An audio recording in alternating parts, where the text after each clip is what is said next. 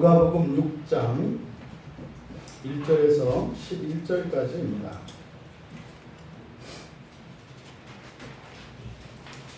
누가복음 6장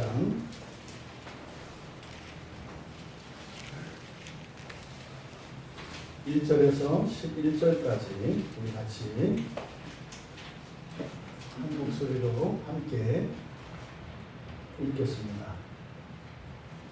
안식일에 예수께서 밀밭 사이로 지나가실새 제자들이 이삭을 잘라 손으로 비벼 먹으니 어떤 바리새인들이 말하되 어찌하여 안식일에 하지 못할 일을 하느냐. 예수께서 대답하여 이르시되 다윗이 자기 및 자기와 함께한 자들이 시장할 때에 한 일을 잊지 못하였느냐. 그가 하나님의 전에 들어가서 다만 제사장 외에는 먹어서는 안 되는 진설병을 먹고 함께한 자들에게도 주지 아니하였느냐. 또 이르시되 인자는 안식일의 주인이니라 하시더라. 또 다른 안식일에 예수께서 그 땅에 들어가사 가르치실새 거기 오른손 마른 사람이 있느니라.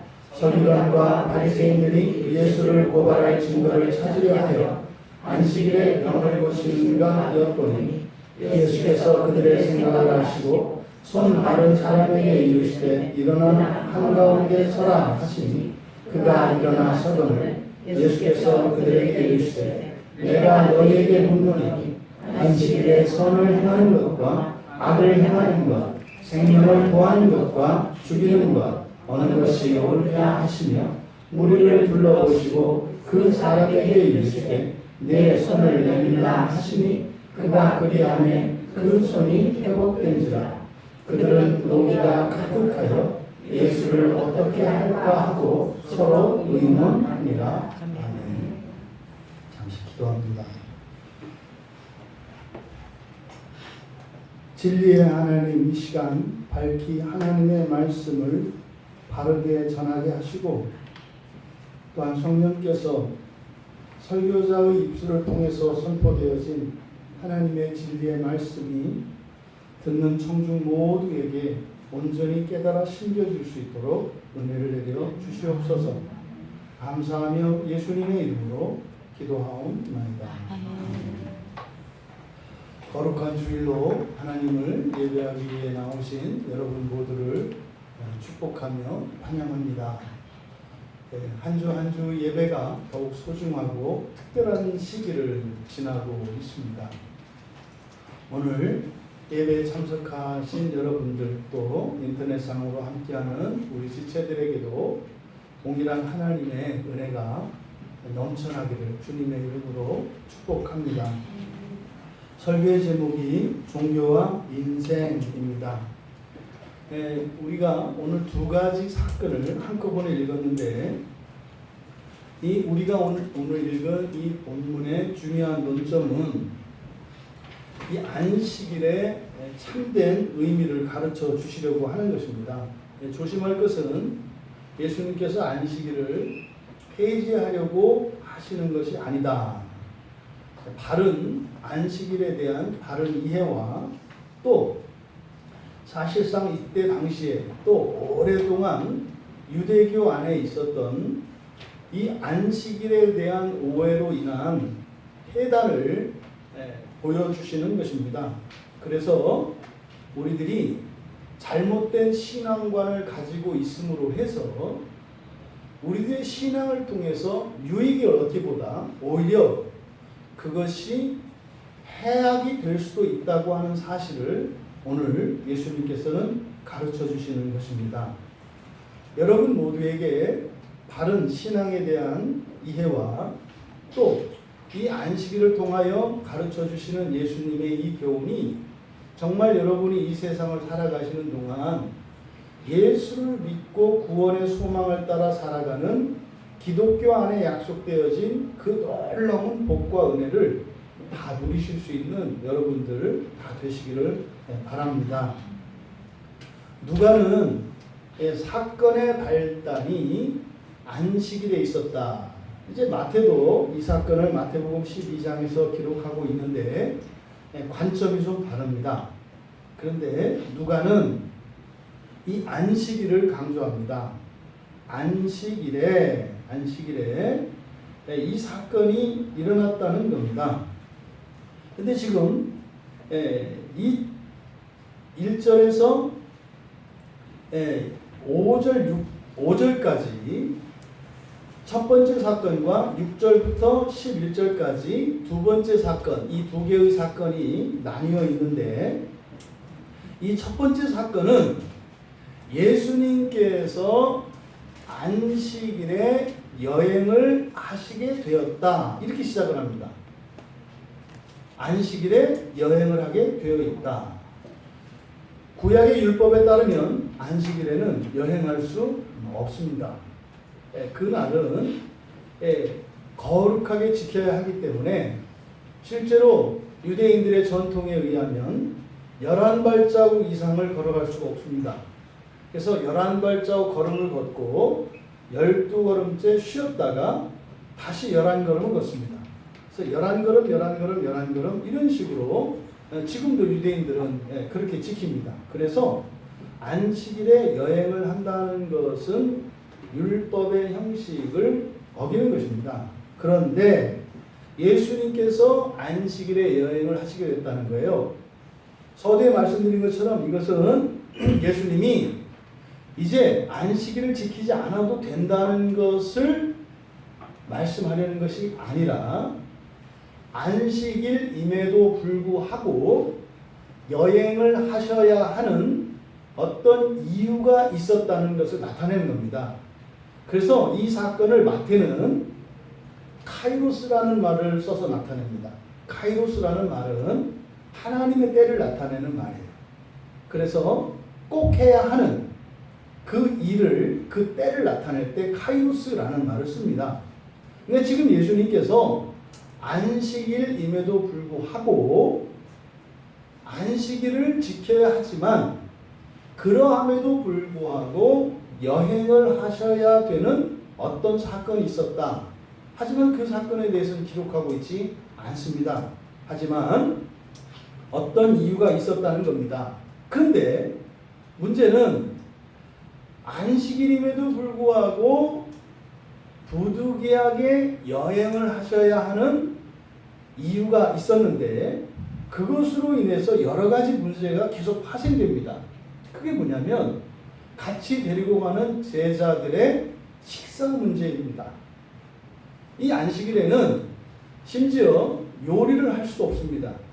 그래서 그 전날 모든 먹을 것들을 준비해 놓고 일체 일하지 않고 최소한 음식을 자기들이 먹을 수 있는 음식들을 준비해 놓습니다. 그래서 안식일에 여행을 하는 것도 문제지만 여행하는 중에 이 끼니가 문제가 되는 겁니다. 아마 예수님께서 사도들과 함께 사역하실 때의 정황을 보면 이렇게 식사는 그 끼니를 준비하지 않고 갑니다. 근데 지금 여행할 때 보니까 밀밭 사이로 지나가실 때 여러분 왜 멀쩡한 길을 내두고 밀밭으로 들어가서 그렇게 가셨을까요? 그러니까 여기서 밀밭 사이로 지났다라고 하는 것은 바로 제자들의 끼니 문제를 해결하기 위해서 율법을 어기지 않으면서 제자들의 허기를 면하게 하기 위해서 밀밭 사이로 지나간 것 같아요. 신명기 23장 25절에 의하면 남의 밭이라 하더라도 그 곡식이나 과일의 나무나 이 가지를 나무 가지를 꺾고 이 곡식의 뿌리째 뽑을 수는 없습니다만 이삭은 훑어서 먹을 수 있습니다. 그러니까 서리를 하더라도 하나씩 떼먹는 것은 율법에 허용을 하고 있다. 그런데 줄기나 넝쿨을 채거나 이렇게 하면 이건 이제 금지되어 있어요. 그건 이제 도적질이 됩니다. 그래서 아마 예수님께서는 지금 이 여행 중에 여행을 멈출 수 없는 어떤 사연이 생겼고, 그런 와중에 제자들의 식량을 예비할 수 없는 급박한 어떤 일이 있었던 것 같아요. 그래서 가셔야 하는데 식량이 없어요. 그래서 우선 여러분 말이 그렇지 여러분들이 벼이삭이나 보리삭 같은 것을 한번 훑어서 여러분이 손으로 비벼서 먹어본 분들은 그거 가지고 허기를 메운다는 얘기, 이게 보통 일이 아닙니다. 그러니까요, 굉장히 허기진 상태예요. 그래서 마태는 이때 이 제자들의 상태를 몹시 시상했다라고 기록을 하고 있습니다. 그래서 의도적으로 밀밭에 들어가서 그 밀 이삭을 가지고 허기를 면하게 하시려고 들어간 겁니다. 이때 바로 이 날이 안식일이었다는 거죠. 그래서 지금 여기 이 첫 번째 사건에서 다루고자 하는 것은 안식일에 먹고 살기 위해 일하는 문제를 다루고 있어요. 오늘날도 그리스도인들이 일요일에 출근을 해야 됩니까? 말아야 됩니까? 뭐 이거 가지고 많이 고민을 하지 않습니까? 실제로 지금 그것에 대한 정확한 답을 얻을 수 있는 사건이 이 첫 번째 사건입니다. 두 번째 사건은 이제 안식일에 회당으로 가셨습니다. 이제 이 두 번째 사건을 통해서 예수님께서 안식일을 지키신다는 것을 알 수 있습니다. 그래서 안식일을 지키기 위해 회당으로 가신 겁니다. 그래서 이제 회당으로 들어가셔서 가르치셨는데 거기에는 손 마른 사람이라고 하는 것은 이제 손이 불구가 된 사람을 말합니다. 오른손은 쉽게 이야기해서 단순히 오른손이냐 왼손이냐 어디가 아픈지를 가르쳐 주는 것이 아니라 일상적으로 우리가 사용하는 오른손, 그래서 그 사람의 삶의 형편이 몹시 고달픈 상황이었다라고 하는 것을 나타냅니다. 그렇게 오른손 마른 사람이 그 회당 안에 있었다는 겁니다. 그래서 이 두 번째 사건은 과연 안식일에 회당 안에 있는 이렇게 장애를 가지고 있는 이 사람을 고쳐줘도 되는가? 고치면 안 되는가의 문제를 다룸으로써 안식일에 적극적으로 해야 하는 일이 무엇인가를 가르치시는 겁니다. 근데 이 두 개의 사건은 모두 사람이 살아가는 일과 관계되어 있고요. 인생에 관련된 겁니다. 여러분들이 사노라면 이러저러한 불편을 겪게 되고 또 먹고 사는 문제를 가지고 고민하지 않을 수 없습니다. 우리가 오늘 성경에서 질문을 하나 만들어낼 수가 있습니다. 만약에 율법의 형식 때문에 허기진 사람이 그 허기를 면할 수 없고 또 그 율법의 형식 때문에 고통받는 자를 해방시키기 위하여 시간을 지연시켜야 한다고 생각하는 이때의 상황에 대해서 과연 종교와 인생이라고 하는 것이 어떤 상관관계를 갖고 있는가에 대해서 여러분 스스로 질문을 해보셔야 합니다. 여러분들은 천국을 준비하기 위해서 지상을 살아가고 있는 그리스도인들입니다. 이율배반적이라고요. 살기는 지상에서 사는데 목적은 천국이라고요. 그 지상을 살면서 천상을 지향하며 살아가야 하는 이 모순적인 그리스도인들의 삶 속에는 여러분들의 인생 안에 이 종교의 문제가 갈등을 일으키게 되어 있습니다. 그랬을 때 이 갈등 상황을 어떻게 해결해야 될 것인가에 대해서 오늘 성경은 우리에게 가르쳐주고 있는 것입니다. 이 실제적으로는 이렇게 짧게 11절, 5절과 6절, 전체 11절로 되어 있는 사건입니다만 상당한 시간과 많은 사건들이 압축되어 있죠. 그렇지 않습니까? 예수님하고 예수님 제자들이 밀밭 사이로 지나가는데 그 웬 바리새인들이 갑자기 나타나서 그걸 가지고 따지냐고요.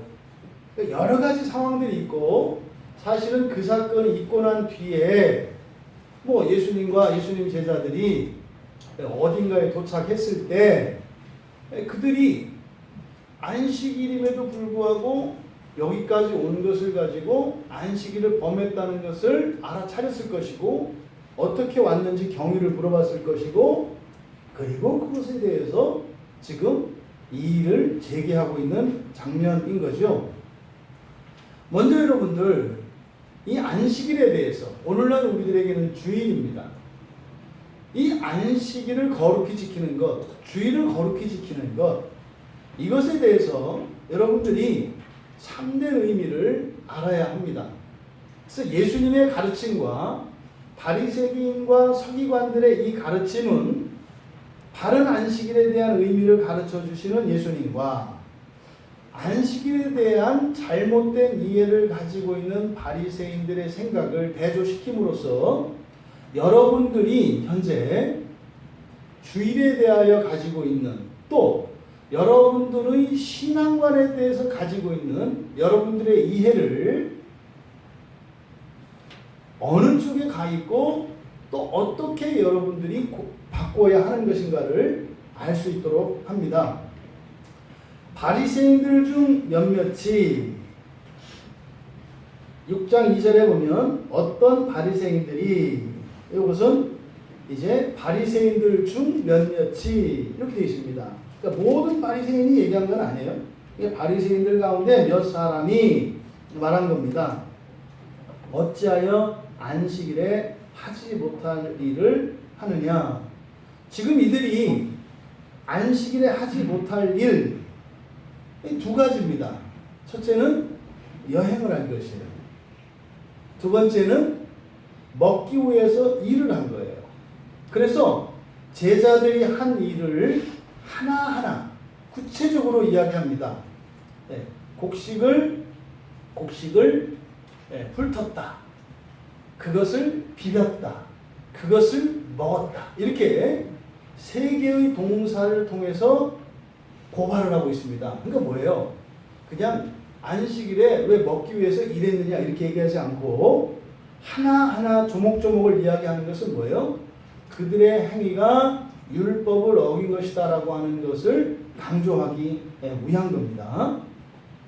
그러면 이들이 가지고 있는 안식일의 의미는 뭡니까? 여러분들이 안식일이 의미하는 바를 잘 아셔야 돼요. 안식은 사람을 위해서 만드신 겁니다. 안식은 생명을 위해서 만드신 것입니다. 안식은 또한 하나님과 함께하기 위해서 만드신 것이 안식일입니다. 그런데 이 바리새인들은 몹시 허기가 져서 아마도 예수님께서 제자들을 데리고 안식일에 여행을 하신 것은 분명히 생명을 살리기 위한 일이셨겠죠. 그런데 생명을 살리기 위해서 여행하시는 중에 도저히 여행할 수 없는 허기진 상태에 곡식을 먹은 것, 이것이 이들에게는 바리새인들에게는 심각한 범죄 행위인 겁니다. 왜 이런 생각을 할까요? 왜 이런 생각을 할까요? 이들이 생각하는 안식일은 절대적인 형식이기 때문입니다. 그러니까 안식일을 왜 지켜야 하는지는 중요하지 않고 무조건 절대적으로 지키는 것, 그 형식을 지키는 것이 중요합니다. 이것이 잘못됐다는 거예요. 여러분, 주일에 예배를 드려야죠. 그런데요, 무조건 예배를 드리는 그 형식 자체가 다는 아니다. 왜 예배를 드려요? 첫째로는 내가 살기 위해서 예배를 드립니다. 내가 살기 위해서. 둘째로는 나로 인해서 내 가족과 내 이웃들을 살리기 위해서 예배를 드립니다. 더 나아가서는 이 시대와 우리 민족과 온 인류를 구원하기 위해서 예배를 드립니다.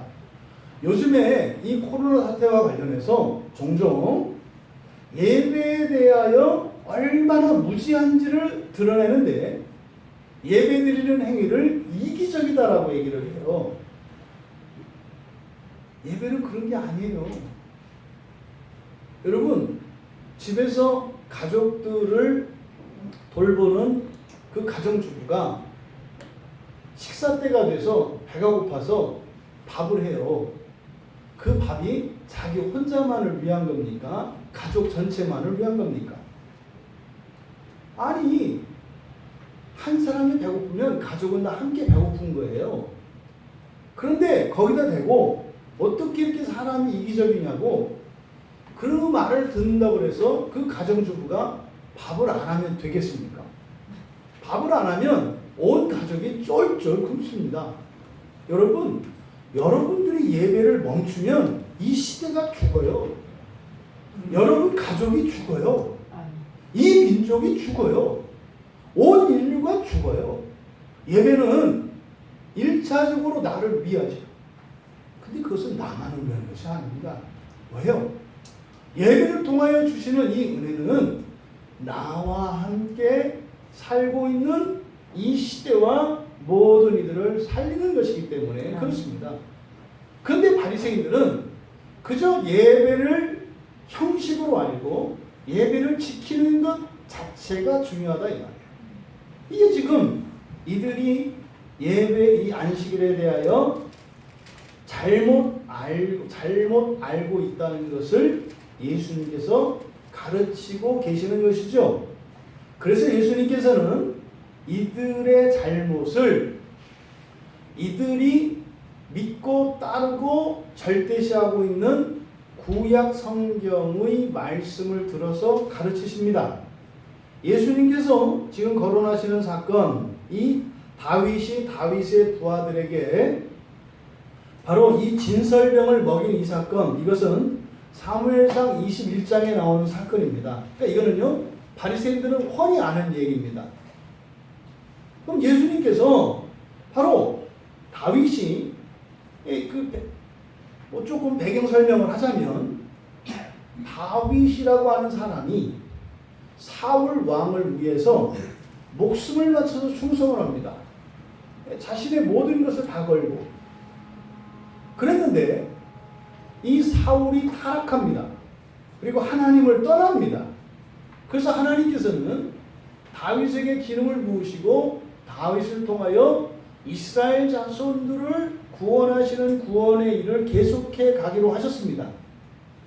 이에 대해서 사울 왕이 목숨을 걸고 자기에게 충성했던 장수인 다윗 또한 이스라엘 자손을 구원하시려고 하는 하나님께서 택하신 자인 다윗을 죽이기로 작정을 합니다. 그래서 졸지에 쫓기는 신세가 돼요. 이걸 이제 중국 고대사에서도 나오죠. 이 토사구팽이라는 말이 그거 아닙니까?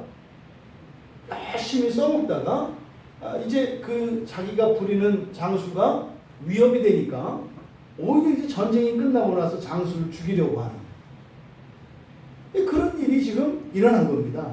이때 다윗이 높당에 이르러서 제사장에게 먹을 것을 요구합니다. 근데 그때 진설병, 여호와께 드리는 그 진설병밖에 없었어요. 근데 이 진설병은 성전 안에 하나님께 드렸다가 그것을 내리면 이것은 거룩한 떡이기 때문에 오직 제사장들만 먹을 수 있는 떡입니다. 이게 진설병이에요. 근데 그 진설병을 다윗뿐만 아니라 다윗과 함께 했던 그 청년들에게도 나눠주는 사건이 있었다고요. 그건 뭡니까? 하나님께서 허락하신 사건이에요. 그러니까 지금 벼이삭을 비벼 먹은 정도가 아니라 거룩한 떡을 절대로 먹을 수 없는 일반인이 먹도록 허용하셨던 구약의 사건을 들어서 이들의 생각이 잘못된 것임을 가르쳐 주시려고 하는 겁니다. 그런데 바로 사무엘상 21장의 이 사건을 이렇게 인용하신 것은, 끌어오신 것은 지금 예수님이 예수님의 제자들과 함께 여행하던 이 사건과 과거 다윗이 다윗의 부하들을 데리고 여행하던 두 개의 사건을 연관짓고 계시는 겁니다. 다윗이 지금 도망가는 것은요, 하나님께서 다윗을 통하여 이스라엘 자손을 구원할 것이기 때문에 다윗은 살아야 합니다. 왜요? 하나님의 뜻을 위해서. 그러니까 이스라엘 구원을 위해서 쫓겨가는 중이었어요. 그러니까 지금 예수님의 여행도 마찬가지라는 거죠. 이 세상을 구원하시기 위해서 오셨던 예수님께서 안식일임에도 불구하고 안식일 규례를 어기고 여행을 했던 것은 뭐라는 거예요? 안식일이라고 하는 그 형식보다 더 우선하고 중요한 가치가 있었다는 것을 말씀하는 겁니다. 그렇다면 바로 이들이, 그러니까 예수님의 제자들이 밀밭에서 그 곡식의 이삭을 훑어서 비벼서 먹은 사건, 이것이나 다윗이 다윗의 부하들과 함께 제사장들만 먹기로 되어 있는 진설병을 먹은 사건이 다르지 않다는 겁니다. 무슨 말입니까? 정죄받을 일이 아니라는 거예요. 근데 바리새인들은 지금 정죄를 하고 있지 않습니까? 여러분, 마태는 이 사건에 대해서 마태복음 12장 7절에서 나는 자비를 원하고 제사를 원하지 아니하노라 라고 하는 말씀을 덧붙입니다. 그러니까요, 안식일이라고 하는 이 형식, 더 나아가서는 율법이라고 하는 모든 형식, 이것이 궁극적인 목적이 아니라 이것은 뭐라는 겁니까? 수단이라는 겁니다. 이것을 통해서 목적하는 바는 생명을 살리시는 것이시라는 겁니다. 바로 예수님께서 이 안식일에 대하여 단순히 형식으로만 알고 있는 이 바리새인들에게 안식일의 참된 목적과 의미를 가르쳐 주셨습니다. 그리고 나서 5절에서 인자는 안식일의 주인이니라. 여기서 안식일의 주인이다, 이 말은 다윗이 성전에 있었던 그 진설병을 먹었다면 안식일의 주인이신 예수님께서 그 미리삭을 훑어서 제자들에게 먹게 하신 이것은 더더구나 죄가 될 수 없다라고 하는 것을 말씀하신 겁니다. 그럼 여기서 안식일의 주인이다라고 하는 이 말씀이 뭘까요? 안식일을 만드신 분이라는 거죠. 그러면 구약 성경에서 안식일을 만드신 분이 누굽니까? 창조주 하나님이세요. 세상을 창조하시고 창조를 마치신 후에 마지막으로 그 일곱째 날을 복되게 하십니다. 그래서 그날을 안식일로 제정하셨다고요. 그러니까 예수님이 안식일의 주인이다라고 말씀하신 것은 창세기 2장 3절의 말씀을 가져다가 예수님께서 지금 하시고자 하는 어떤 의도가 있으신 거예요. 그러면 예수님이 안식일의 주인이다라고 하는 이 말씀을 통해서 함축하고 있는 그 의미는 두 가지로 우리가 살필 수 있습니다. 예수님은 창조주시라는 거예요. 창조주 하나님이시라는 거예요. 이게 지금 계속 문제가 되고 있는 거죠. 예수님이 하나님의 아들이라고 하는, 다시 말해 하나님이라고 하는 이것이 계속 문제가 되고 있습니다. 그런데 여기서 예수님께서 예수님 자신이 창조주시라는 것을 말씀합니다. 근데 여러분, 안식일의 주인이라고 말씀하신 이유는 뭐예요? 안식일은 창조가 마치고 난 뒤에 마지막으로 행하는 겁니다. 그러면 여기서 또 한 가지 우리가 예수님의 의도를 알아차릴 수 있는 것은 예수님이 안식일임에도 불구하고 여행을 하셨잖아요. 그러니까요, 창조로 돌아가서 이야기하면 아직 창조가 끝났다 안 끝났다? 안 끝났다는 거예요. 예수님이 일하고 계시잖아요. 그러니까 아직 완전한 안식을 누릴 수 있는 때가 이르지 않았다는 것을 말씀하시려고 하는 겁니다. 그래서 히브리서 기자가 히브리서 4장 9절에서 아직 안식할 때가 남아있다, 여전히 남아있다, 이렇게 말씀을 하신다고요. 여러분, 우리가 주일을 거룩하게 지킵니다. 다 함께 모여서 하나님을 예배하고 하나님의 말씀을 듣고 진리로 영적인 양식을 먹습니다. 그리고 우리에게 필요한 것들을 하나님께 아뢰고 우리에게 없는 것들을 하나님으로부터 공급받습니다. 그리고 새롭게 한 주일을 살아갑니다. 근데 분명히 우리는 이 한 주를 새롭게 살아간다 할지라도 또 다른 결핍을 발견하게 될 것입니다. 이 문제가 해결이 되면 다 될 거라고 생각을 했는데 또 다른 문제가 이번 주에 일어날 수 있다 이 말입니다. 그러면 다음 주일이 되었을 때 오늘 우리에게는 인식되고 있지 않은 어떤 필요, 우리의 무능력, 이것을 다음 주일에 하나님께 또 아뢰게 될 것이라는 거예요. 이게 아직 우리가 완전한 안식에 이를 때가 되지 않았다라고 하는 말씀인 것입니다. 지금 제사들이, 바리새인들이 반드시 지켜야 한다. 그건 무슨 말입니까? 반드시 지키려면 반드시 지킬 수 있는 모든 조건이 갖추어져 있어야 하는 것입니다. 그런데 바리새인들은 갖추어져 있지 않더라도 이것은 무조건 지켜야 한다라고 하는 형식주의를 주장하고 있는 거죠.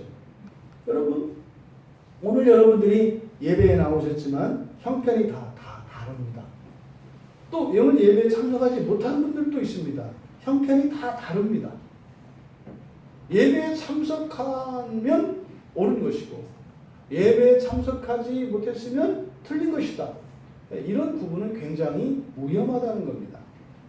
그렇다고 해서 또 예배에 참석하지 않는 그것을 아무렇지도 않게 생각하는 것은 더 문제죠. 반대로 단지 예배에 참석했다는 그것만으로 여러분들이 위로를 얻고 단지 이렇게 출석부에다가 이름을 기록했다는 것만으로 여러분이 만족한다면 그건 또 잘못된 거죠. 여러분들이 이 안식일의 바른 의미를 통해서 가르쳐 주시는 예수님의 이 말씀, 아직 우리가 완전한 안식에 이를 때가 되지 않았다 라고 하는 이 말씀을 기억하셔야 합니다.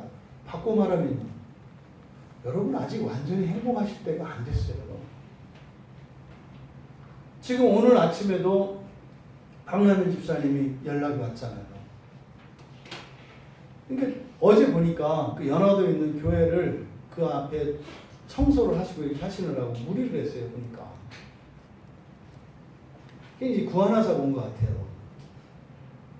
그러니까 정신적으로 괴롭고 몸으로 탈진, 건강이 탈진되면 보통 오는 게 구하나사입니다. 몸과 마음이 완전히 지쳐버리면 몸에 이제 구하나사가 옵니다. 근데 이제 그동안 뭐 지난 2월에 우리가 연화도를 다녀오고 나서 그 뒤에 얼마나 많은 일이 있었어요. 네? 우리 연화도 딱 갔다 오고 난 뒤로부터 코로나가 난리를 쳤잖아요. 그러면서 사실 그 연화도 안에서 일어난 일들이 엄청나게 많죠. 엄청나게 많이 일어났죠. 그 안에서. 그러니까 사실은 그 뭐 집사님이 공직자로서 그 일도 감당하면서 또 어떻게 보면은 거의 뭐 이렇게 전도자와 선교사의 역할까지 막 감당하면서 그렇게 정신없이 달려왔다고요. 교회, 거기 교회 일 하랴, 뭐 동네 분들도 이렇게 하랴, 또 본인 맡은 일 하랴, 아마 굉장히 지치셨던 것 같아요. 또 우리 그 유건사님도 지난주에 지금 이제 하시던 일들을 좀 이제 마무리하는 과정에서 좀 매끄럽지가 않고 좀 어려운 일들이 생겼습니다. 여러분, 여러분들 가운데에서도 제가 모르는 그런 일들이 있을 수 있어요. 왜 그러냐고 하지 마세요. 아직 안식할 때가 안 됐어요, 여러분. 도와달라고 하세요. 왜 이러냐고 하지 마시고 도와달라고 하세요. 불쌍히 여겨달라고 하세요. 그 뭘 이해하려고 하세요? 왜 그런 일이 일어났는데 뭘 이해하시려고 그래요? 여기서 나를 구원해 주십시오. 내가 견딜 수 없습니다. 나를 불쌍히 여겨주십시오. 이렇게 기도하십시오. 그 과정에서 하나님을 여러분들이 인격적으로 더욱 깊이 경험하게 될 것이고, 그럼 하나님이 여러분들을 얼마나 믿으시고 하나님이 여러분을 얼마나 사랑하시는지를 알아가게 돼요. 우리가 하나님의 사랑을 알게 되면 가슴이 벌렁거리는 거예요. 여러분들이 연세 많이 들으신 분들일수록 더 많은 시간을 사셨으니까 한번 여러분 자신에게 한번 물어보세요. 여러분들이 정말 지금까지 살면서 진짜로 여러분들의 모든 것을 걸만한 사랑을 하신 기억이 있으신가요? 곰곰이 생각을 해보세요. 곰곰이. 태어나서 지금까지 살면서 사랑이 뭔지 아시잖아요. 예수님처럼 하는 게 사랑이에요. 예수님처럼.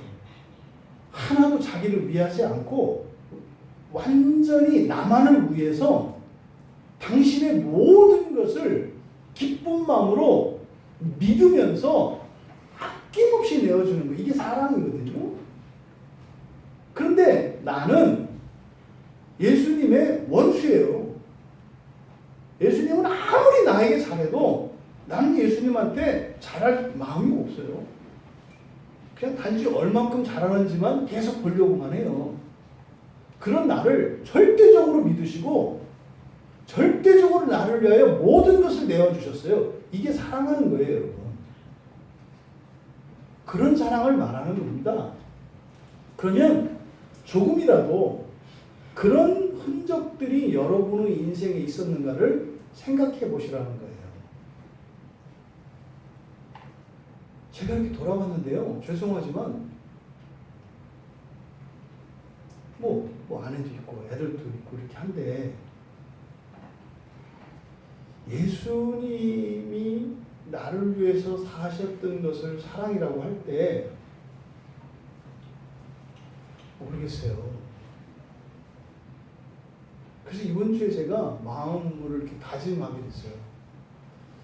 진짜 우리 딸들을 그리고 내 아내를 진짜 사랑해봐야 되겠다. 진짜 사랑하고 싶다. 또 우리 교회 지체들을 진짜로 사랑해보고 싶다. 자칫 잘못하면 사는 동안 제대로 한 번도 사랑을 못 해보겠구나. 이 생각을 하게 됐어요. 여러분, 우리들이 아직 완전한 안식을 누릴 수 없기 때문에 사실상 완전한 사랑을 할 수가 없어요. 그런 사랑을 하고 싶다. 그런 완전한 안식을 누리고 싶다. 이런 생각을 가지는 순간 그때부터 인생길이 괴로워집니다. 행복해지고 좋아지는 게 아니라 이제 눈물길로 들어서는 거예요. 죽었어요. 그러니까 사랑하면서 살아야 되는데 이거 하나님이 주신 마음 아니겠어요? 그런데요. 그래도 좀 그렇게 살고 싶어요. 그런 소원이 들더라고요. 근데 여러분 보십시오. 아직도 준비가 되지 않은 상태에서 창조로 말하자면 6째 날까지 사람도 만들어지지 않았는데 안식일을 지켜야 한다고 하는 이런 생각이 바리새인들의 생각이라고요. 여러분, 우리는 예배를 온전히 드릴 수 있는 사람들이 아니에요.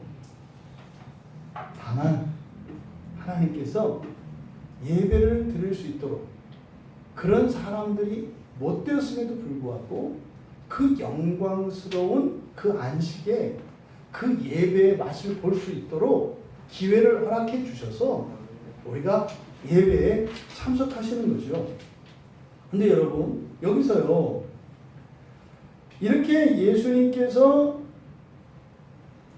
예수님이 안식일의 주인이다라고 하는 말씀을 통해서 이 바리새인들의 생각이 너무 의욕이 넘치는 것이고 의욕이 넘치다 못해 지나치게 형식주의에 매몰되어 있다는 것을 가르쳐 주셨습니다. 그러면은 뭐 좀 알아들어야 하지 않아요? 왜냐하면 다윗의 사건을 가지고 뭐 아주 조리 있게 설득력 있게 말씀을 하셨다고요. 그러면 이 바리새인들은 성경에 정통한 사람들이니까 맞네. 그때 다윗하고 다윗을 따라갔던 그들도 절대로 먹으면 안 되는 그 저주가 있거든요. 그 제사장이 아닌데 그걸 먹으면 저주가 내려요. 근데 하나님께서 그것을 허락하셨다는 것을 알 수 있다고요. 그러면 그렇구나. 안식일에 생명을 살리기 위해서 여행할 수도 있는 것이고 생명을 살리기 위해서 여행하는 중에 그렇게 허기가 지면 안식일 규정을 어길 수도 있는 것이구나. 규정을 어기는 게 아니죠. 더 큰 가치를 위해서 그럴 수도 있는 것이구나. 이걸 알아들어야 돼요. 근데 이 사람들이 알아듣지 못했어요. 왜요? 뒤에 6절 보니까 또 다른 안식일에 이렇게 나오잖아요. 그러니까 안식일에 대해서 가르쳐 주시려고 했는데 그렇게 설명을 했단 말이에요. 구약을 들어서. 그런데도 못 알아들은 거예요. 그래서 다시 또 하는 거죠. 똑같이 반복하신 게 아니죠. 이번에는 바로 이들이 예수님의 가르침을 깨닫지 못했다라고 하는 의미를 또 다른 안식일에 라고 말씀을 한 겁니다. 그런데 이제 여기에서는 이 가르침을 이제 안식일에서 회당으로 진전시키십니다. 또 다른 안식일에 한 것은 그 안식일을 통해서 가르쳐 주신 예수님의 말씀을 이들이 깨닫지 못했다는 것을 나타내고 다시 그들을 온전히 가르치시기 위해서 이제 회당에 들어가신 거예요. 그럼 회당에 가셔서 예수님께서 이제 회당에 대해서 얘기를 하는 겁니다. 오늘로 말하면 교회예요. 여러분에게 이 교회가 무슨 의미가 있습니까? 여기서 우리들의 민낯을 보게 하는데 예수님이 회당으로 들어가셨을 때 6절에 보니까 오른손 마른 사람이 있었다 이렇게 말씀을 합니다. 오른손 마른 사람이 있었다. 오른손 마른 사람이 있었다는 것은 지금 여러분들이 지금 예배 가운데 이렇게 있지만 특별한 어려움이 있는 사람을 말하는 거예요. 특별한 어려움이 있는 사람을 예수님께서 보셨다는 겁니다. 그 얘기를 하는 거예요. 그런데 서기관들은 뭘 봤습니까? 7절에 보면 서기관과 바리새인들이 예수를 고발할 증거를 찾으려 하여 엿봤다 그래요. 안식일에 병을 고치는가 엿봤다. 여기서 엿보다라고 하는 이 말은 그들이 어떤 의도를 가지고 어떤 증거나 흔적을 찾아내기 위해서 이렇게 가까이에서 살피는 걸 말합니다. 그러니까 뭐예요? 마치 간첩행위 같은 것을 엿보다라고 이야기를 해요. 그러니까 예수님은 오른손 마른 사람을 보았는데 서기관과 바리새인들은 예수님을 엿보고 있었다 이렇게 얘기를 하는 거예요. 그러니까 지금 관심사가 다릅니다. 보고 있는 게 다릅니다. 근데 8절에 보면은 예수님께서 그들의 생각을 아시고, 근데 여기서 아시고라고 하는 이 말을 성경에서는 과거 완료 시제를 쓰고 있어요. 그러니까 과거 완료 시제라고 하는 것은 이들이 회당에 들어온 것이 과거인데 그 이전부터 이들이 그런 생각을 가지고 있었다는 거예요. 그러면요, 이들이 회당에 들어온 목적이 하나님의 말씀을 듣기 위해서 온 것이 아니라 다른 의도를 가지고 왔다는 거예요. 혹시 여러분들 가운데 그럴 수 있어요. 이 예배 자체가 목적이 아니고 이 예배를 통해서 이게 맞나 틀리나 뭐 효과가 있나 없나 이런 것을 보려고 왔다면 지금 이 바리새인과 서기관들의 입장과 같다는 거예요. 지금 그것을 예수님께서 저희들의 생각을 아셨다.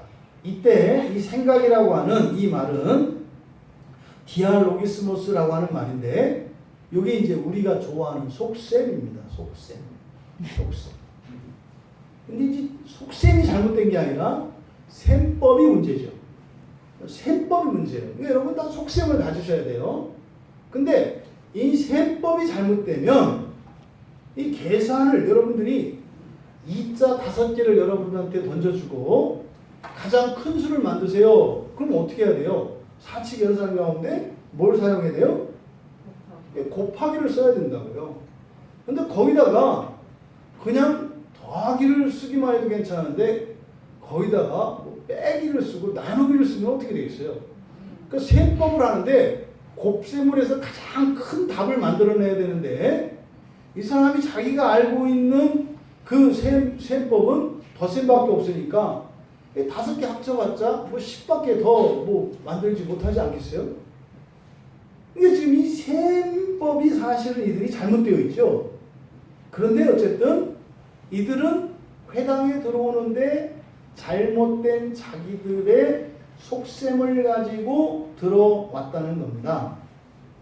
그러면 지금 여기서 이 바리새인과 이 서기관들이라고 하는 것은 정통 유대교 신앙을 대표하는 사람이에요. 여기서 이게 단순히 바리새인과 서기관이 아니라 이때 당시에 모든 유대교인들을 말하는 거예요. 오늘날로 말하면요, 많은 그리스도인들을 대표하는 말이에요. 잘못된 생각을 가지고 있는 그리스도인들을 대표하는 것이 바리새인과 사두개인이다. 그러면 이들이 보아야 하는 게 사실은 무엇이었다는 겁니까? 그 손마른 사람을 봤어야 한다는 거예요. 손마른 사람을. 예수님을 볼 게 아니라 예수님 보는 것도 은혜 받으려고 말씀을 들으려고 보는 게 아니라 뭐예요? 맞나 틀리나? 그리고 어떻게 해요? 고소하려고 함정에 빠뜨리려고 이렇게 살필 것이 아니라 그 열심과 그 마음을 어떻게 해요? 그 가난한 사람에게 마음을 둬야 했다라는 것을 예수님께서 말씀하시는 거라고요. 그래서요, 이 사두개인과 서기관들은 유대교 신앙을 책임지고 있는 사람들이니까 이 사람들이 회당에 딱 들어갔을 때 손마른 사람을 봤어요. 그럼 예수님이 병을 고쳐주시고 귀신을 쫓아내신다는 것을 알았어요. 그럼 어떻게 해야 돼요? 이 사람을 어떻게 고치나? 과연 고칠 수 있나 없나? 왜요? 배우려고. 그래서 회당에 오지 않은 손 마른 사람들이 또 있잖아요. 그럼 그 사람들을 도와줄 수 있는 방법에 초점을 둬야 되는 거죠. 근데 이들은 안식일을 어기나 안 어기나 이것을 지금 바라보고 있다. 너무 안타까운 얘기죠. 이게 오늘날 교회 안에서 일어나요. 성경을 보고요. 예배를 볼 때요. 어떻게 해요? 우리를 과연 하나님이 어떻게 구원하시는가? 과연 내가 여기서 구원받을 수 있는가 없는가? 여기에 관심을 둬야 되는데 본인들이 가지고 있는 잘못된 속셈을 가지고 거기에 맞나 틀리나를 본다 이 말이에요. 성경을 통해서 여러분들은 무엇을 찾으려고 하십니까? 과연 나를 구원하실 수 있나? 어떻게 나를 구원하시는가? 여기에 마음을 둬야죠. 이런 마음을 가지려면요, 구원에 대한 필요가 있어야 돼요. 자기 자신뿐만 아니라 나는 됐다 이것이 아니라 내 주변에 있는 누군가의 필요를 똑같이 공감하고 있을 때라야 언제나 그 하나님의 은혜를, 하나님의 구원의 은혜를 위해서 신앙생활을 하게 되어 있다 이 말이에요. 여러분들은 주님의 구원이 필요하십니까? 여러분들에게는, 여러분 주변에는 주님의 구원이 필요한 누가 있습니까? 오늘 이 시간을 통해서 주시는 하나님의 은혜가 내가 구원받을 수 있구나. 이때 구원은 여러 가지 층차가 있다고요. 경제적인 문제, 건강의 문제, 관계의 문제, 여러분 과거의 문제, 미래와 현재의 문제, 모든 영역에 다 구원이라고요. 과연 하나님이 나를 구원하시는가? 여기에 여러분들이 관심이 있어야 한다. 그냥 구경꾼처럼 그냥 설교자를 이렇게 봐서는, 이렇게 엿보는 자세로 봐서는 아무런 유익이 없다 이 말이에요. 여러분에게 그런 필요가 없다 할지라도 여러분 주변에 분명히 있어요. 오늘 지금은 당신에게 절박한 구원이 필요 없을지 몰라도 당신 주변에는 주님의 구원이 절박한 누군가가 있다니까요. 그러면 그 사람을 구원할 하나님의 그 구원의 방법이 무엇인지 여러분들은 관심을 두셔야 한다고요. 근데 이 바리새인과 사두개인들은 그런데 관심이 전혀 없었다는 겁니다. 그래서요, 예수님께서 불러 세우시잖아요. 그들의 생각을 하시고 그 손 마른 사람에게 일어나 한가운데 서라. 대조됩니다. 그들은 어떻게 해요? 은밀하게 엿봅니다. 은밀하게 엿봅니다. 하나님은요, 그러니까 주님은요, 한가운데 세우십니다. 이게 주님이 하시는 일과 마귀가 하는 일의 차이점이에요. 하나님이 하시는 일은요, 항상 투명하고 명백합니다. 근데요, 마귀가 하는 일은요, 은밀합니다. 음침합니다. 두리뭉실합니다. 그래서 여러분들은 항상 그래서 어떻게 해야 돼요? 그냥 분명하고 투명하셔야 돼요. 아멘. 좋으면 좋고 싫으면 싫고 아멘. 기면 기고 아니면 아니고. 아멘. 그렇죠? 여러분 이 설교를 듣고 은혜를 받으셨어요? 그러면 네 하든지 아니요 해야 된다고요. 설교를 듣고 정말 이 설교가 은혜가 되셨나요?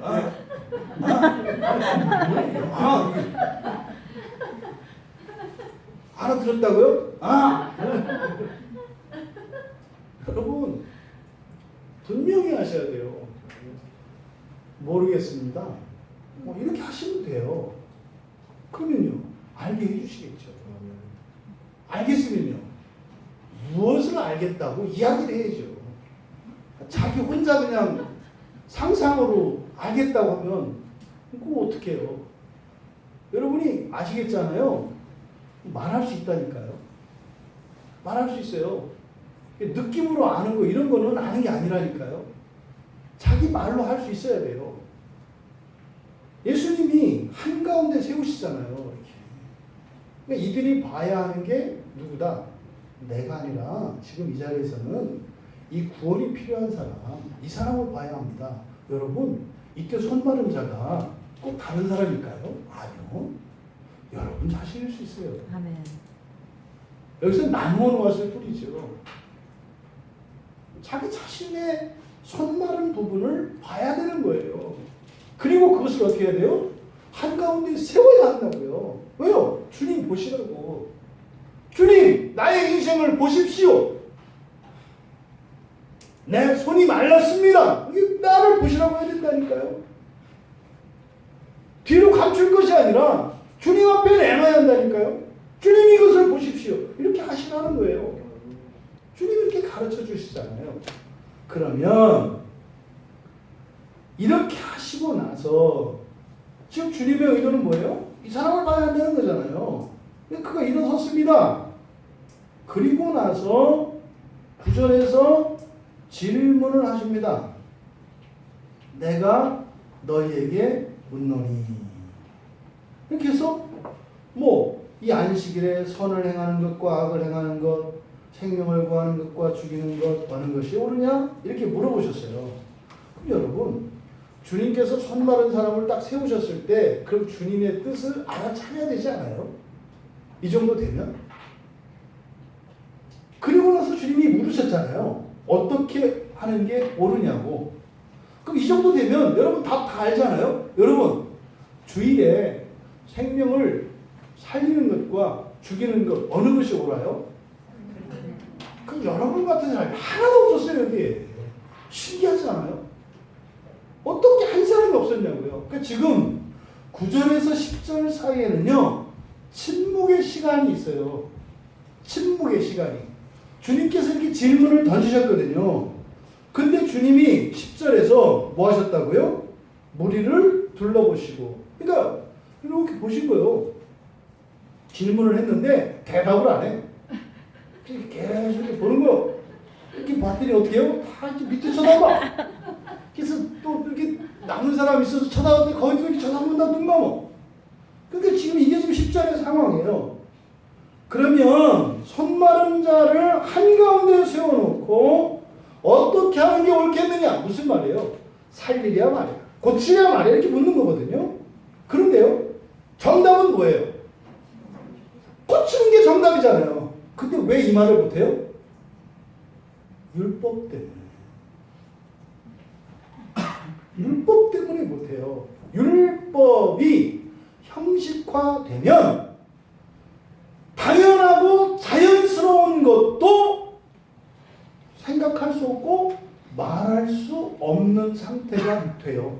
여러분들이 설교를 듣거나 성경 공부할 때 여러분 자주 깨닫는 거 있잖아요. 설교를 들어봐야 다 아는 얘기 하잖아요. 아는 얘기를. 근데 신기한 거는 그 아는 얘기를 나가서 얘기하려면 생각이 안 난다는 거예요. 그리고 알겠어. 공부할 때도 알겠어요. 다 아는 거예요. 맞아. 그렇지. 이렇게 나가서 이제 얘기하려고 그러는데 없네. 이런 일이 일어나죠. 이런 일이. 여러분, 이게 지금 예사로운 일이 아니에요. 지금 이들 가운데 어느 누구도 생명을 살리는 것이 옳습니다를 못해요. 왜요? 벙어리죠. 머리가요? 바보가 되어버렸죠. 여러분, 지난 한 주일을 생각해 보세요. 이 회당에서 일어난 것과 같은 사건이 여러분의 일상생활에 있을 수도 있어요. 그리스도인이라면 어떻게 해야 돼요? 답을 알아요. 그런데요, 아무 생각도 없어요.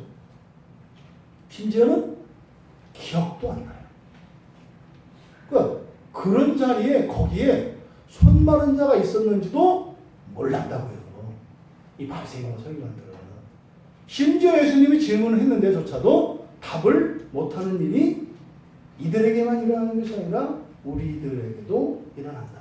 여기서 여러분, 이 형식주의의 폐단이 얼마나 어이없고 끔찍한 것인가를 가르쳐 줘요. 모든 종교에는 이런 형식주의가 있습니다. 형식은 반드시 필요합니다. 그런데 형식 자체가 절대화되고 의미가 되는 것을 형식주의라고 해요. 그러면 그로 인해서 폐단이 일어납니다. 지금 예수님의 질문이 이게 지금 누구한테 해야 되는 질문입니까? 여러분, 우리나라 상황으로 보았을 때 이 질문을 던져야 될 대상이 누구냐고요. 이런 질문을 누구한테 해야 돼요? 선을 행하는 것과 악을 행하는 것 중에 어느 게 옳으냐? 생명을 구하는 것과 죽이는 것을 하는 것 중 어느 게 옳으냐? 이런 질문은 어디쯤에 나올까요? 초등학교에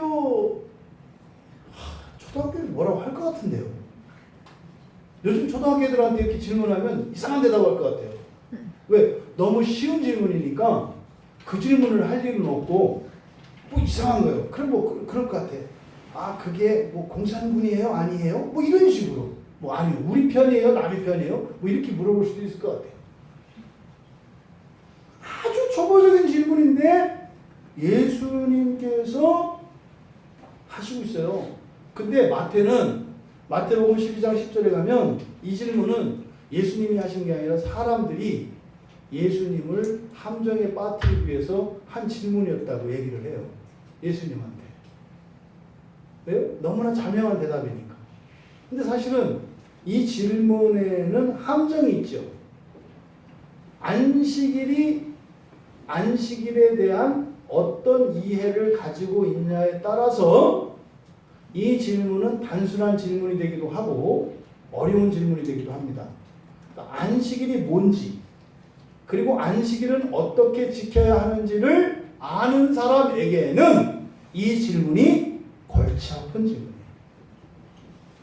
만약에 안식일이라고 하는 조건을 빼버리면 금방 대답할 수 있어요. 살려야 합니다 라고. 그런데 거기다가 안식일에라고 하는 조건을 딱 다니까 말을 못해요. 그럼 이게 무슨 말입니까? 안식일은 생명에 기여하는 것이 아니라 생명에 방해를 하고 있는 거죠. 여러분들에게 형식화된 신앙이 있어요. 반드시 이거 해야 된다는 거. 근데 그것의 원래의 목적과 의미를 모른 채 반드시 해야 된다고 하는 거. 그래서 오히려 어떻게 해요? 가족이나 주변 사람들에게 해를 끼치는 일들이 일어난다 이 말이에요. 이게 형식주의가 일으키는 폐단이라고 말씀을 드리는 겁니다. 그러니까요, 이렇게 맹목적인 종교 형식주의에 빠져버리면 오히려 하나님의 말씀에 매이고 억눌려서 자유를 구속받고 자신들의 행복을 담보로 잡히게 됩니다. 그리스도인은요, 이 세상에서 가장 자유로운 사람들이에요. 가장. 죽음도 내 자유를 방해하지 못해요. 가난도 내 자유를 방해하지 못해요. 그런데 가치관이 전도되어 버리면 신앙이 우리의 삶에 방해가 되는 것처럼 느껴지기도 한다고요. 근데 이게 종교를 형식화하게 되면, 형식주의에 빠지면 이런 일이 일어난다. 우리 교회는 주일학교가 따로 없으니까 예전에 주일학교 교사 해본 분들은 이렇게 교회 집사님 아이들인데 주일학교를 자꾸 빠져. 그랬을 때 그 애들의 부모들을 조롱한 적이 있다면 그런 형식주의에 빠진 거예요. 근데 만약에 그 아이들을 위해서 기도하고 눈물을 흘렸다면 참된 신앙을 가진 주일학교 교사였던 거예요.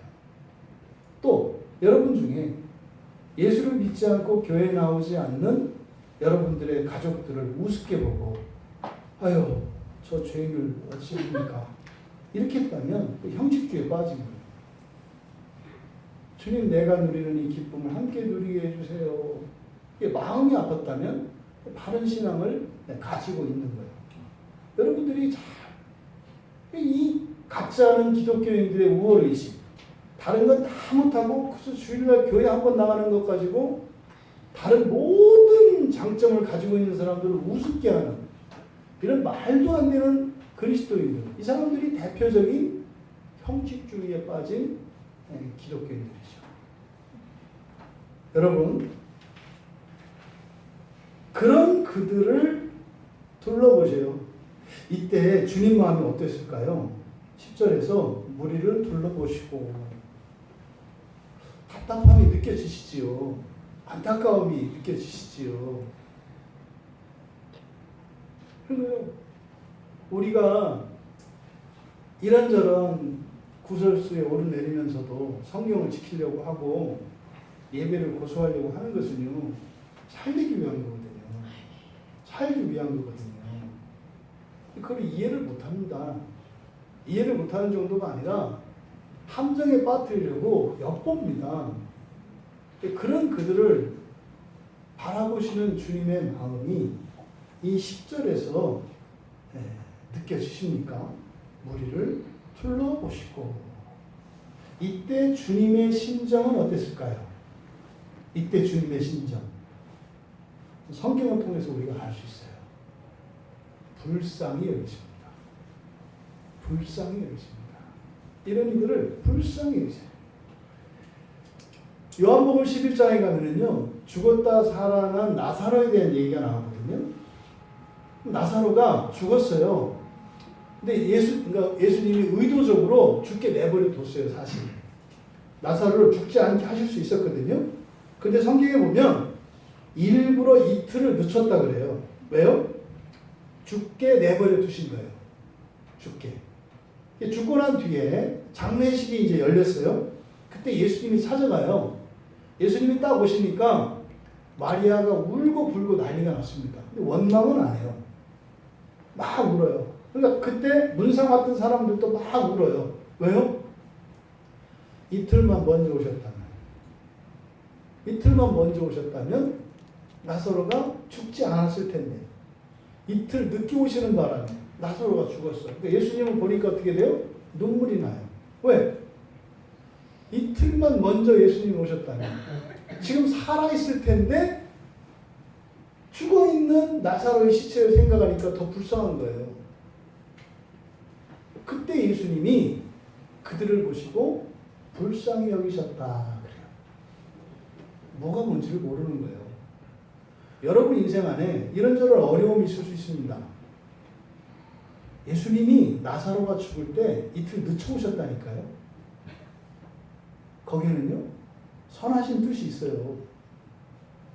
여러분 인생 안에 이런 마귀들이 장난하고 말이죠. 또 우리들의 죄로 말미암아서 이런저런 어려움이 일어날 수 있어요. 근데 주님이 모르시나요? 아시다니까요. 근데 그런 그들이 주님을 보고 막 울어요. 그 우는 모습은 여기서 침묵하고 있는 이 회중들의 모습과 다르지 않습니다. 그래서 비통히, 심령의 비통히 여기시고 불쌍히 여기셨다. 요한복음 11장 33절에 그러니까요.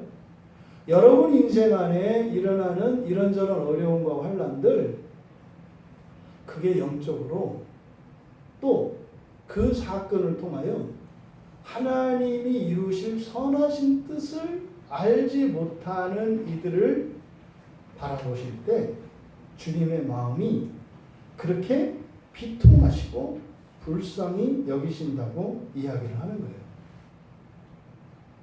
그러면요, 그 뒤로 주님께서 뭐라고 하십니까?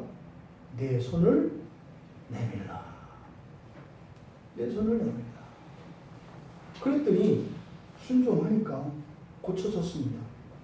여러분 여기서 기억하셔야 합니다. 주님은 불쌍한 자들을 먹이시고 입히시고 고치시고 가르치심으로 도우신다는 사실입니다. 근데요, 불쌍한 처지에 있는데 불쌍한 사람이 아니라 화내는 사람이 돼요. 불쌍한 처지에 있는 사람이 불쌍한 사람이 아니라 화내는 사람이 된다고요. 지금 병 고침 받은 그 사람은 불쌍한 사람이었겠죠. 근데 보십시오. 11절에 놀라운 얘기가 나옵니다. 그들은 예수님은 모두를 불쌍히 보셨습니다. 그런데 손 많은 자는 손을 내밀었습니다. 무슨 뜻이에요? 네, 주님, 나는 불쌍한 자입니다. 주님께 은혜를 구한 거예요. 나는 불쌍한 자입니다. 그런데 완전히 다른 반응이 11절에 나옵니다. 11절에 뭐라고 되어 있습니까? 같이 읽습니다. 시작. 그들은 노기가 가득하여 예수를 어떻게 할까 하고 서로 의논하며. 예수님이 그들을 불쌍히 여겼더니 그들은요 노기가 가득했다. 여러분 여기서 노기라고 번역되어진 이 단어는 적절하지 않아요. 왜냐하면 이 노기라고 번역된 단어는 아노이아라고 하는 말이거든요. 아노이아. 이 노이아는 누스입니다. 누스. 지각, 이해, 마음 또는 정신으로 번역되어 있는 단어가 이 누스라는 말이거든요. 우리들의 본성의 변화가 일어날 때 우리의 지성적인 변화, 이 지각, 지성의 변화, 이 지성을 누스라고 한다고 그랬죠. 여기서 이 녹이라고 번역된 이 단어가 바로 누수가 없는 이런 뜻이에요. 누수가 없는. 이거를 녹이라고 하는 거예요. 여기서 녹이는요, 화냈다는 의미가 아니에요. 이건 결과적인 측면을 우리말로 이렇게 번역을 한 거예요.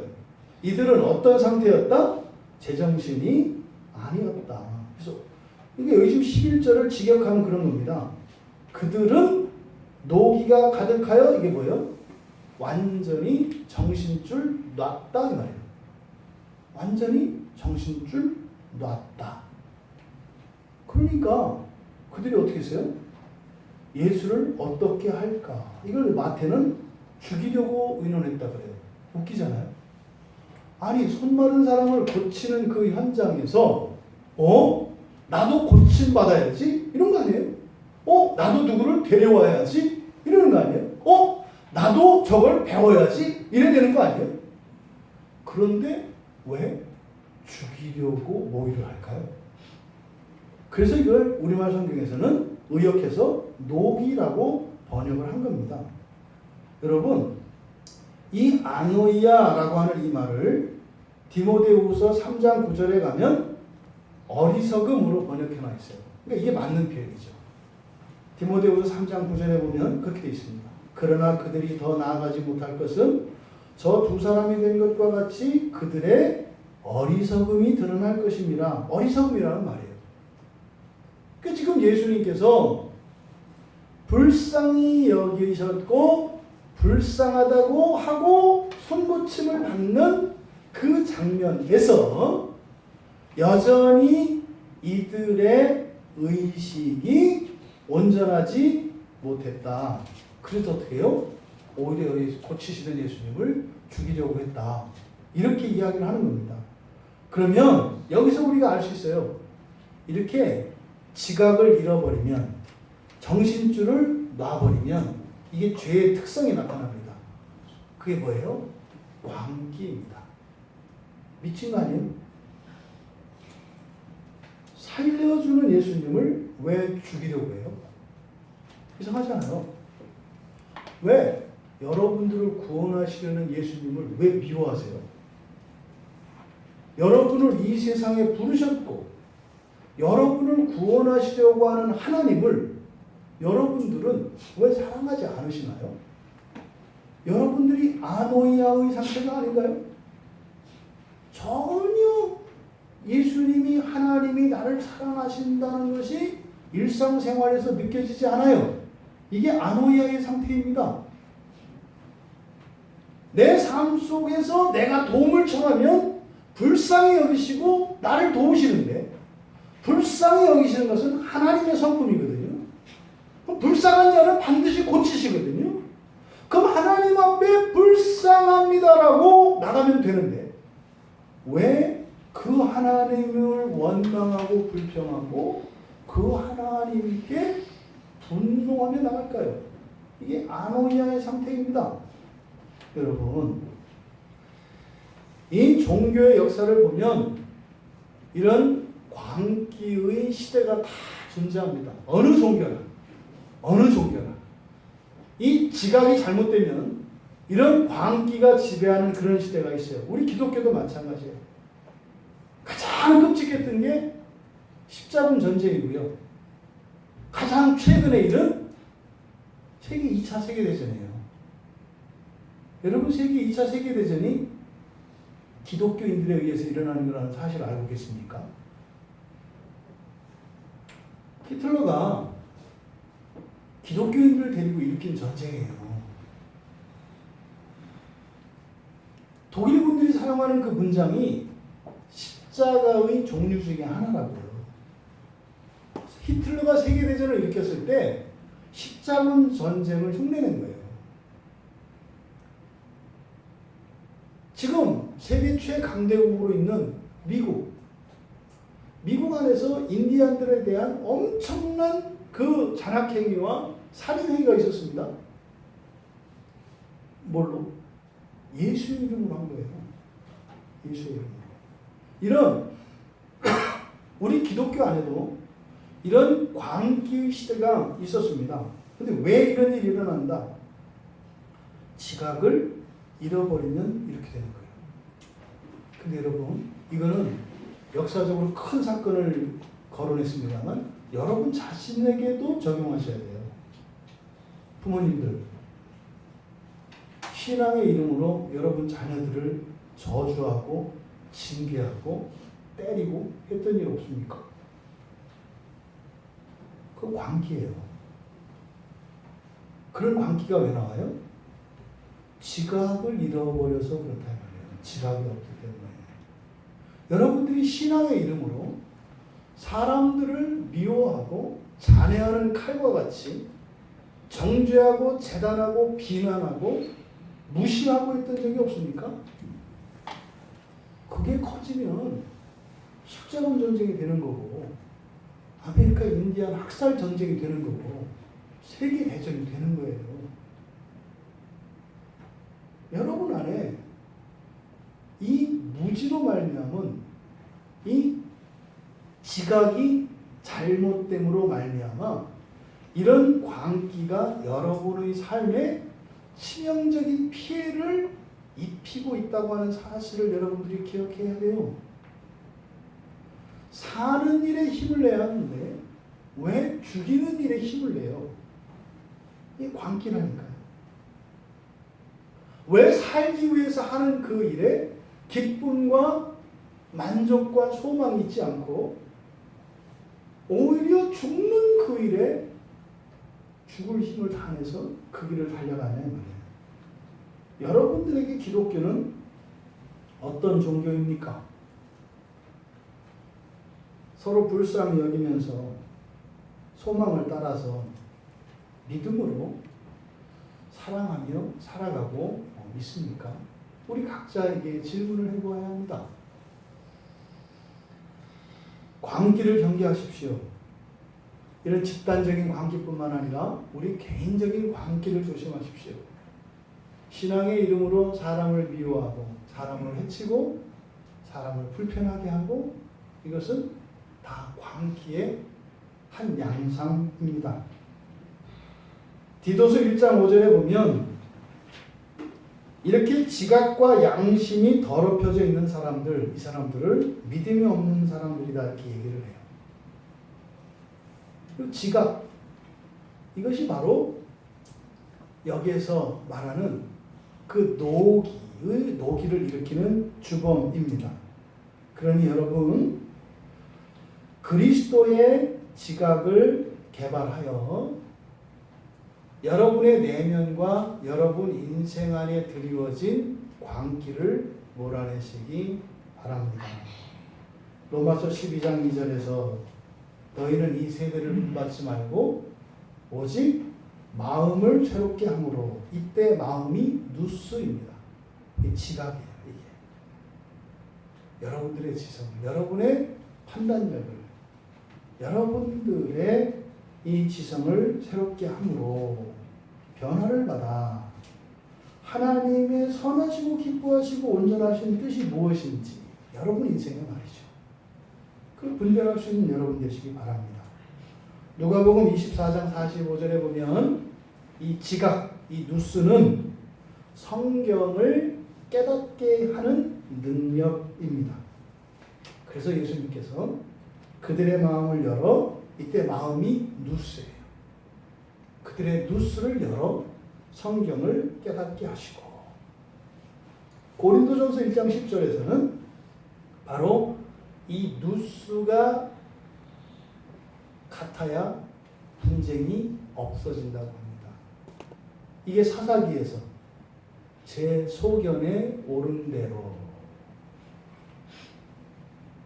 중국의 춘추 전국시대와 같이 제 소견에 오른 대로 왜요? 지각이 자신의 지각으로 살아가니까 우리들은요. 그리스도의 지각으로 개발되어야 한다는 사실을 기억하시기 바랍니다.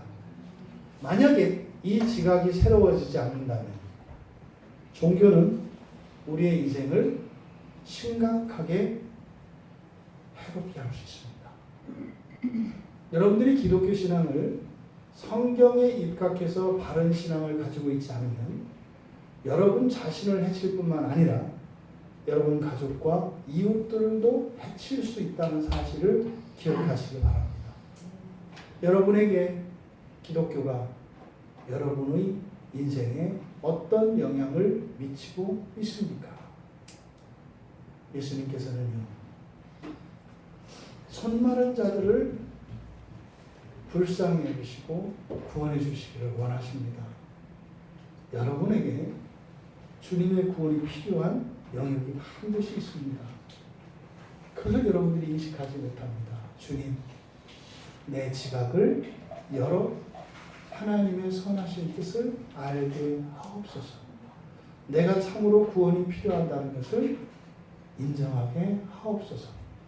내 주변에 있는 누구누구 하나님의 구원이 필요하오니 하나님 불쌍히 여겨주시옵소서.